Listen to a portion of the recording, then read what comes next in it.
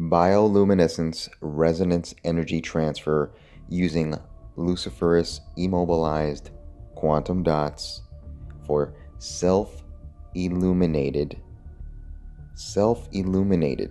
photodynamic therapy. So Bill Gates is 100% behind quantum dot technology, directly responsible. And we see here, for it to work, it needs the luciferase enzyme. Okay, so you take the government scientific websites here, published, you point that out, and you say this is used for Bill Gates backed quantum dot, and you show that to people. Links will be below. But that's all you need to do.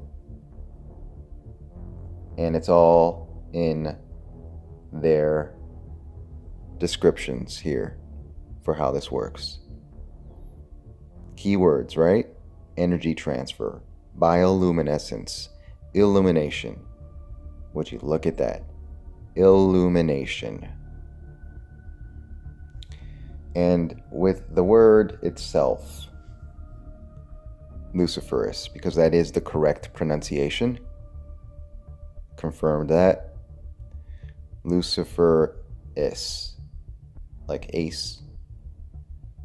So, call me crazy, but that sounds eerily similar to sounding to, say, LuciferRACE or Lucifer's race. Isn't that interesting?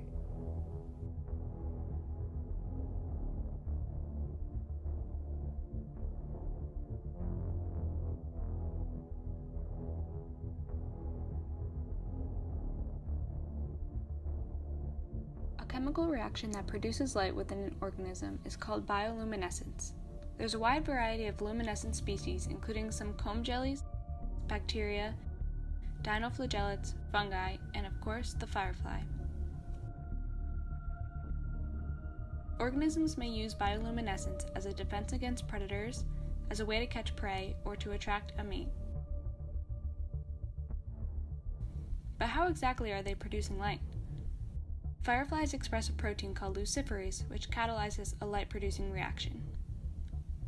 The reaction of luciferase takes place in two general steps.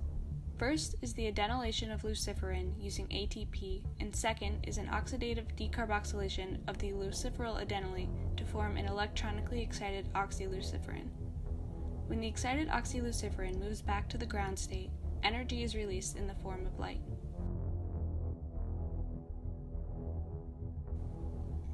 Although the exact mechanism is not known, the generally accepted mechanism is as follows. Luciferase first binds luciferin and ATP. Magnesium is needed to shield the negative charges on ATP. Luciferin acts as a nucleophile and attacks ATP to form a luciferyl adenylate still bound to the enzyme. Pyrophosphate is released. A residue in the active site of the enzyme then deprotonates the adenylate. The carb anion can now attack molecular oxygen. A ring is formed and AMP is released. This results in a high-energy dioxyethanone intermediate. The ring spontaneously breaks and we are left with electronically excited oxyluciferin and carbon dioxide. When oxyluciferin returns to the ground state, energy is released in the form of a photon of light. The excited oxyluciferin can tautomerize into the keto or enol form.